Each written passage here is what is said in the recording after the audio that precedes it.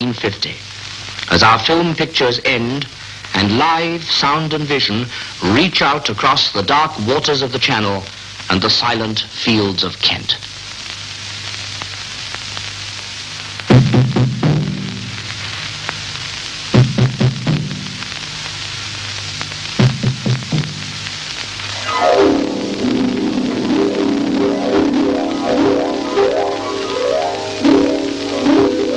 Across the silent fields of Kent to bring you this picture of Calais. Calais on the night of August the 27th, 1950. This your first sight of France by direct vision on this lovely summer night. It was really part of our original objectives of outside broadcast that we wanted to spread our wings. We'd spread our wings throughout Britain. Now let's, become international. The nearest point to Britain was Calais, so that seemed the first choice. And we talked to RTF and perhaps not typically French, but they didn't sort of say, oh no, you can't possibly do it. They did allow us to take our equipment across there and gave us very considerable help. We were getting able to get microwave equipment, or centimetric wave equipment as it may be known, which was simple to use, simple to handle, and could be set up at high points over a distance that you might want it to traverse. So with this equipment we could foresee the possibility of reaching from London to Calais. We had calculated that would probably need 4 hops over that distance. And it so happened conveniently that somebody discovered that in 1950, I think it was August, was the 100th anniversary of the first cable ever laid across the Channel. And it seemed appropriate to show a television 100 years later. I think the first thing that I remember was when we arrived there, the Radio Times had done a huge spread about Calais, which was still pretty battered after the war, and how the clock in the clock tower stood at a particular time since the Germans left. They were wrong on the time. So the first job I had to do as a floor manager, which I was in those days, was to get up inside the clock tower, which hadn't got any inside to it, and get some bits of old iron and lever the clock round to the right position. There is the clock tower, which for so long has been part of Calais' new history. And about that clock face that you see, there's something to be observed. It stands at 5:20 to 7. A time that will be forever engraved in Calais' history, the time when Canadians liberating Calais towards the end of the war smoked out the Germans who were in the tower and stopped the clock.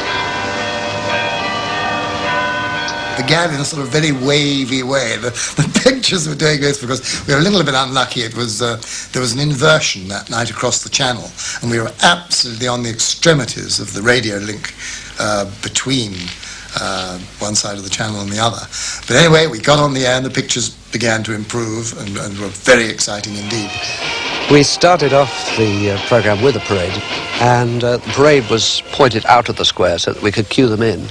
But when they were pointed out of the square, nobody told them to stop. So by the time we wanted them, we discovered to our horror that they were halfway to the docks. So somebody had to rush off to turn them around and point them in the right direction. Scouts and guides bear the Chinese lanterns. In the meantime, with the general surge of the crowd, somebody knocked over a fish and chip store, which promptly burst into flames. So there we were at the beginning, with the parade going the wrong way, the fish and chip thing blazing. It didn't matter all that much, because we had the inimitable Richard Dimbleby, who was filling in smoothly with all the background material until we got the thing on its wheels again. You can see, don't you, just what the crowd is like. It's probably lucky for any little child like that one you saw that she's lifted up above the others. There's the tightly packed scene in the Place. I think the French police will manage, so they're not going to find it very easy.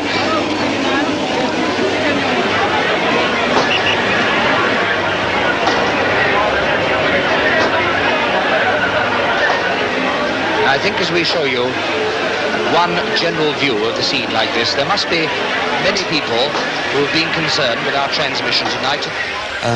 An old man suddenly arrived at the side of the control van with a little donkey cart, a lot of sinister-looking black tubes on it, and said, "The mayor says, would you like fireworks?" So I went and found Dimmock and said, "Do we want fireworks?"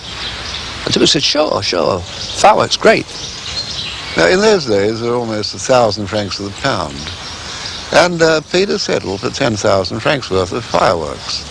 And I looked at this little man and I thought, well, Peter, you've been done. So I went to have a look. Not very impressive, there wasn't much to see except a little tube sticking out of the ground with wicks on. And he said, for whom do I light the fireworks? I said, well, you light them for me. So he thought about that and said, but if Monsieur should die, or if Monsieur should have an accident, for whom then do I light the fireworks? So I said, well, not to worry, because I'll get somebody else to tell you. It so happened that when we wanted the fireworks, I was on the phone to London, so I yelled to my fellow floor manager, cue the fireworks. He whizzes round the corner screaming, Monsieur est mort, pour moi, feu l'artifice. And the old boy did feu l'artifice. And all hell broke loose. I've never seen a firework display like it. And up shoot the glittering rockets right over the heads of the crowd. This indeed is Calais en fête.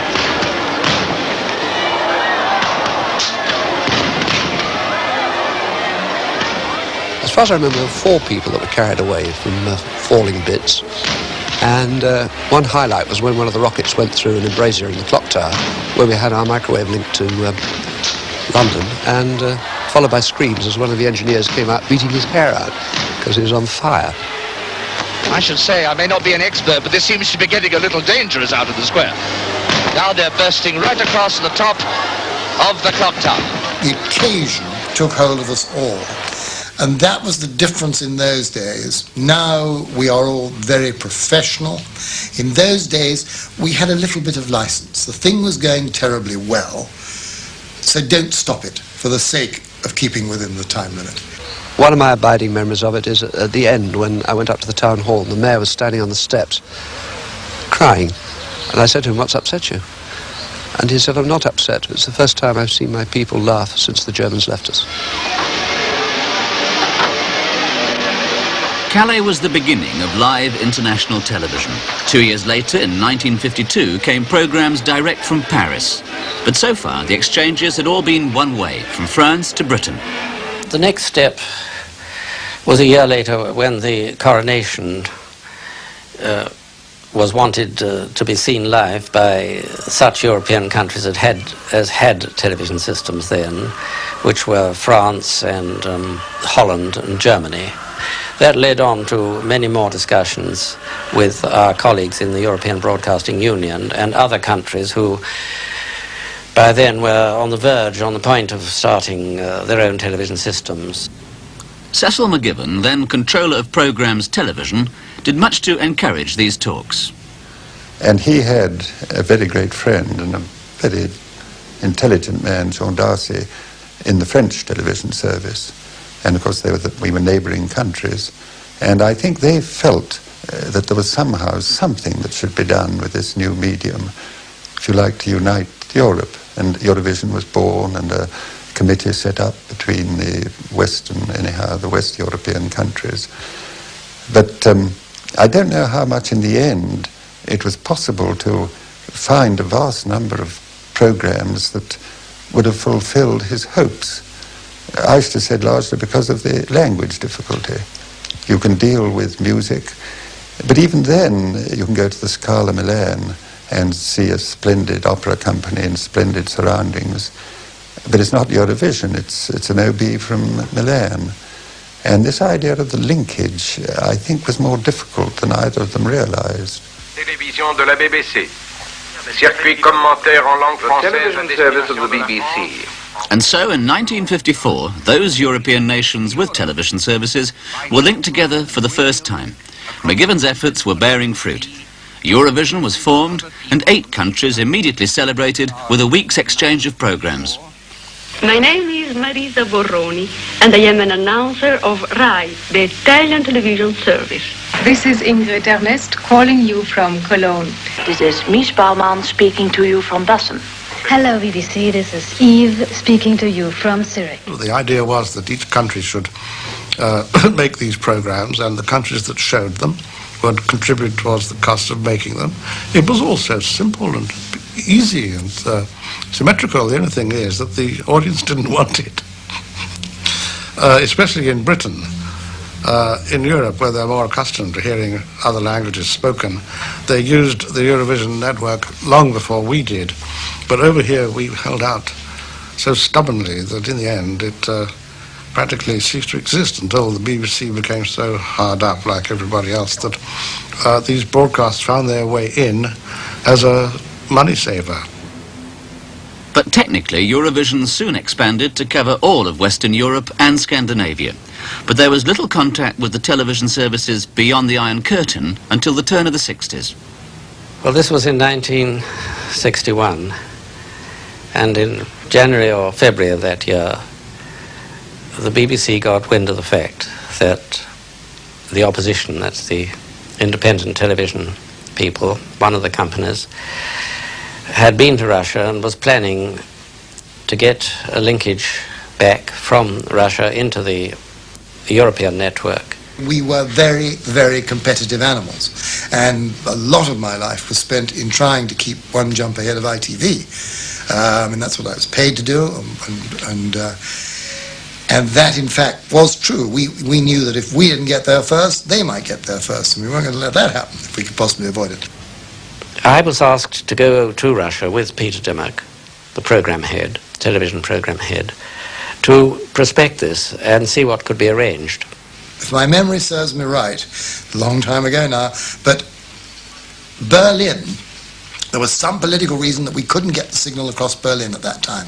And I think ITV, we thought, were waiting for that. And so we thought we'd try and get one jump ahead and go the long way round. Eurovision had links as far as Helsinki in southern Finland, just 40 miles across the Gulf of Finland from a Russian television transmitter at Tallinn. The Russians agreed to build a special relay station that would pass good quality pictures to Finland and so into Eurovision. But Bridgewater feared it might not be ready in time and wondered if, as a last resort, Tallinn's normal signal could be received direct in Helsinki. And I saw pictures that I thought were not brilliant technically, they were not very good, but I thought that would get us by if all else failed and that other link didn't materialize. Rather than lose the program, which was so important to us, we could get it along this way. About a fortnight before the actual program was due, Noble Wilson and I went to Moscow to finalise the arrangements and order up the various circuits that were needed for the Richard Dimbleby commentary from the GUM building on Red Square. And we were in the National Hotel on the Wednesday, the 12th of April, when the news was broadcast by Moscow radio that Yuri Gagarin had been the first man round the world. Well, Alan Roberts, my colleague, was already in Moscow and already aware of the problems of linkage between Russia and Finland. At that time, the Russians had not got their permanent link set up, and he rushed over to Finland from Moscow, knowing that the way to do it was by this direct reception of the Russian regional transmitter at Tallinn.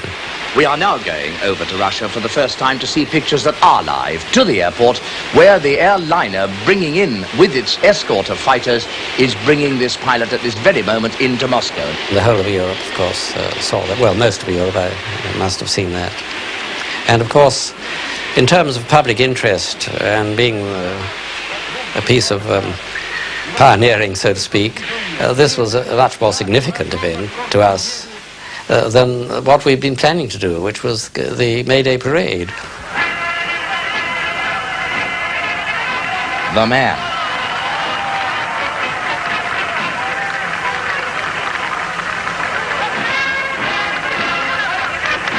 The arrival of the hero in Moscow. This is Yuri Gagarin. Alone, nobody with him. But the Americans, too, were planning a space first. In this same year, the American Telephone and Telegraph Company, AT&T, were ready to launch the satellite Telstar to relay television pictures across the Atlantic to France and Britain. Here at Goonhilly Downs, the GPO built this huge dish aerial to track Telstar as it came over the southwest horizon and moved across the sky, allowing pictures to be relayed for nearly 30 minutes of each 2.5-hour orbit. To track the moving satellite and maintain contact, the dish had to be steered very accurately. The post office solution was a structure weighing 1,000 tons, an independent design in marked contrast to the aerial being built to AT&T's own design at Pleymer-Boudou near Lannion in France. This was a delicate horn-shaped aerial protected from the elements by a tent-like radome. For the first transmission, an outside broadcast unit went to Goonhilly, and Peter Dimmock went on a reconnaissance mission to France. So I'd gone out there ostensibly on holiday to snoop around a bit, and I managed to get myself latched on to a sort of British delegation. They weren't quite sure who I was, but they thought I had something to do with television, and maybe I worked for the post office. So I was allowed to go in the back of a very secret meeting. It became very evident to me then that the French had an advantage because the Americans were virtually building the thing for the French, whereas they were only advising our post office. We were always very jealous of other people coming in. Some of the radar people said that we would never be able to build dishes of the size that we were proposing, 80 or 90 feet diameter, and keep them stable enough and accurate enough to work at these radar frequencies. We felt we could, and of course history has shown that it has been successful. But in those very early days, and certainly in the very early transmissions, the first night, there was that nagging doubt that all the theoretical calculations we carried out before might not prove to be right in the long term. Meantime, the sun has slipped below the horizon as Telstar has shot over it. Telstar's first pass turned out to be a dummy run. The American operators hadn't switched on the satellite's transmitter, and the television audience in Europe had to wait 2.5 hours for Telstar to make its second pass.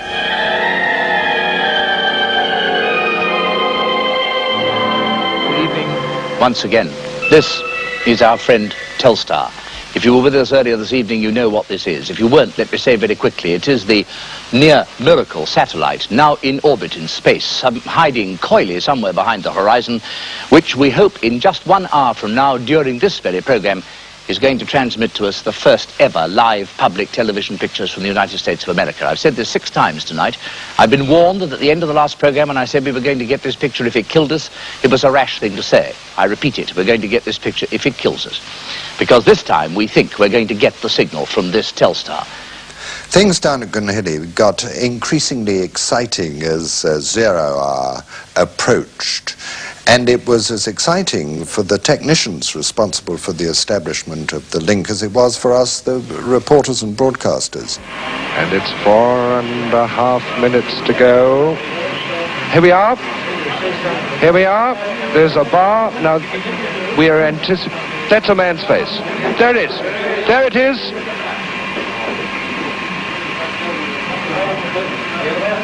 That's the picture. Just after Holmdahl told us they commanded the satellite on, sure enough, we started getting some signals. It was turning up to be at a more or less the frequency we expected, and more or less the place we expected. And it's held on the right-hand monitor perhaps a little better than on the left-hand one. There's the unmistakable image. There is the first live television picture across the Atlantic. The only slight snag, the signal levels were rather lower than we were led to expect, and in fact some 50 to 100 times lower than they should have been. This we found to be rather disturbing and annoying, because everything else seemed to be coming out, and we were rather disappointed, I think. And now has it disappeared? Was that it? I think we'd all keyed ourselves up to anticipation that it would work. And then when we had this very big disappointment, I remember leaving Television Centre and driving home and thinking, well, the press are going to take our pants off tomorrow. And I was absolutely astounded the next morning that the press, once again, were on our side. I think because they knew we tried our very best. Some small thing had gone wrong. The discussions we had with our colleagues in France showed that they didn't have this problem. And it became immediately fairly obvious that what the trouble was. And there is a small element of the antenna called a polarizer, which is the front end of the feed, right at the front of the dish. And it's possible to install this unit in one of 2 ways. Now, with hindsight, one can argue, was it Was it deliberate? I mean, were the post office not told by the manufacturers the right way to put it in, or was it just bad luck? One will never know, but the result was that Pluma Boudou received the first live pictures on the satellite. So we knew what the cure of the problem was, and it only took us about 20 minutes to change this unit between those first passes and the next one of that following evening. 18 minutes past midnight British summer time, the 12th of July 1962. Now, after another hard day of checking statistics and scientific data, the team is once again all set to go. Then here's a picture coming up. In the left-hand lobe, there was an electronic blip, and the first picture, which is a test card, a pulse and bar picture, there it is, you see it quite clearly on the left-hand screen. The picture is toppling. This is a brilliant acquisition of Telstar, a very hard picture indeed, and this is a colossal tribute to the confidence which Captain Booth and his team had in their array. They have acquired the Telstar, and Captain Booth puts his thumb up. We can punch you the picture. And there is the picture, direct from Telstar. And it is hoped tonight. There's a tuning signal appearing. There, clear as a bell indeed, clear as a bell. And you saw it direct again there. Every time you get the picture filling your whole screen, that is when we actually feed the picture direct to you. And now a man's face appeared there for a moment, and apparently there's no sound, but it's a gorgeous, sharp picture. There it is. Again, you see the picture. Remember, it's direct from the United States. It is 3,000 miles from the source, from the place in which that man is seated, and this minute radio signal has traveled anything up to 3,000 miles, and the sound's coming up again. Of each other's dreams, lives, and cultures, the world will be well on its way to becoming one community of informed men and women. The business of communication can hardly find a nobler goal than this. Thank you. Immediately afterwards came a transmission in the opposite direction from France to America. Thus, it was the turn of the British Post Office to send their first transmission to America. Like the French, they prepared a pre-recorded tape, but at the last moment decided to go one better and, using the BBC's cameras, transmit instead these live pictures. Good morning, Jean. Charles Booth speaking here. May I first congratulate you and everyone in the United States who has been concerned with the Telstar launch. It is indeed a wonderful achievement. Strictly speaking, these were only test transmissions between engineers. The turn of the program makers came a week later, with live programs from Europe to America and America to Europe. Both ambitious ventures from many different locations and seen by huge audiences. Ladies and gentlemen, we have just been informed that this baseball game is being seen in Europe right now over the Telstar satellite. Let's give all the baseball fans in Europe a big hello from Chicago.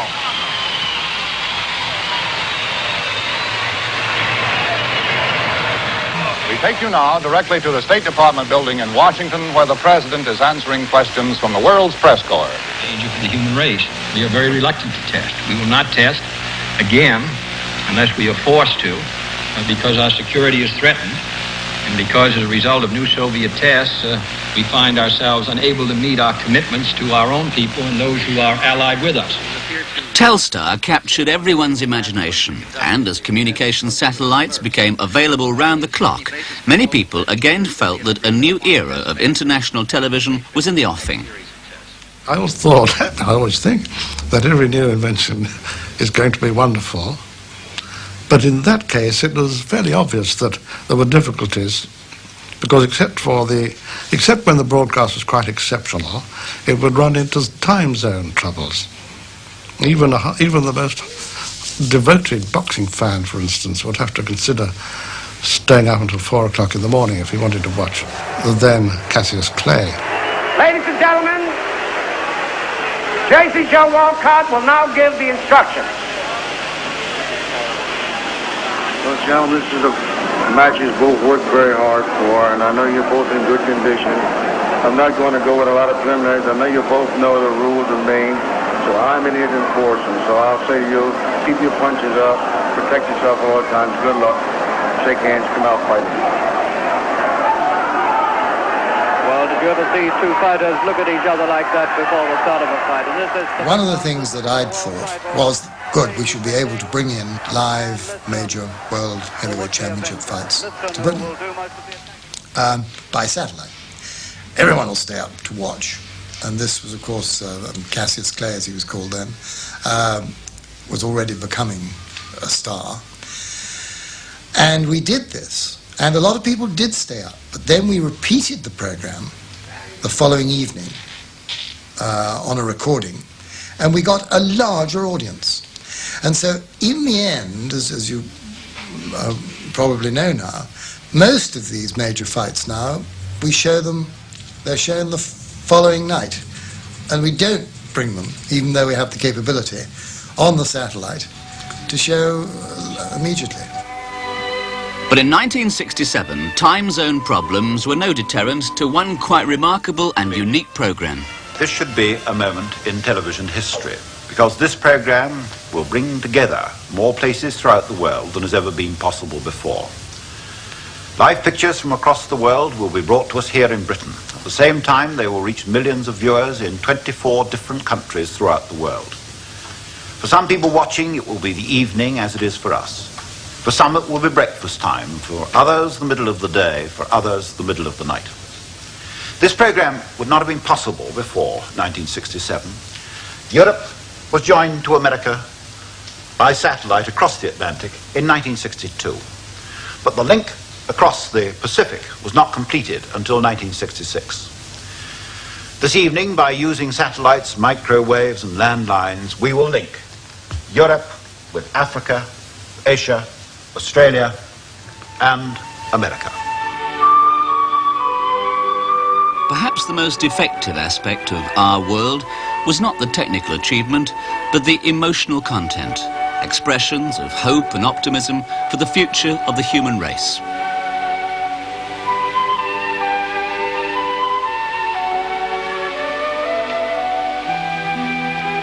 With contributions from Sapporo in Japan and the Gulf of Cadiz, from Edmonton in Canada and an Etruscan village in Italy, from Australia, Mexico and Sweden, and from 30-odd other places around the world.